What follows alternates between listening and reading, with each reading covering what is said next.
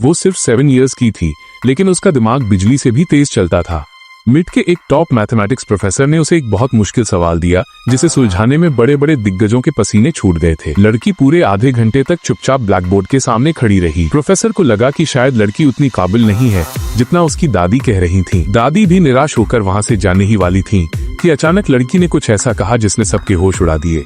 उसने सीधे प्रोफेसर के मुंह पर कह दिया कि उनका दिया हुआ सवाल ही गलत है। एक टॉप मैथमेटिक्स प्रोफेसर ने जानबूझकर 7 इयर्स की बच्ची को फंसाने के लिए गलत सवाल दिया था। एनी ने न सिर्फ उस गलती को सुधारा बल्कि पलक झपकते ही उसे सॉल्व भी कर दिया। प्रोफेसर ये जानकर दंग रह गया कि जिस सवाल ने उसे इतने सालों से परेशान कर रखा था, उसे इस बच्ची ने चुटकियों में सुलझा दिया। उसे समझ आ गया कि एनी का बैकग्राउंड बहुत ही खास और मिस्टीरियस है। एनी के अंकल फ्रैंक चाहते थे कि वो एक ऑर्डिनरी बच्ची की तरह जिए, इसलिए उन्होंने उसे एक नॉर्मल प्राइमरी स्कूल में भेजा। लेकिन स्कूल के पहले दिन ही धमाका हो गया। जब टीचर ने क्लास में मैथ का एक बहुत आसान सवाल पूछा तो एनी ने उस पर सवाल उठा दिया। टीचर को लगा कि एनी बदतमीजी कर रही है, इसलिए उन्होंने उसे खड़ा करके एक के बाद एक मुश्किल सवाल पूछने शुरू किए। लेकिन एनी ने बिना सोचे हर सवाल का जवाब 1 सेकंड में दे दिया। दोस्तों, क्या एनी की ये एक्स्ट्राऑर्डिनरी टैलेंट उसके लिए वरदान साबित होगी या अभिशाप? कमेंट में बताएं और सब्सक्राइब करें।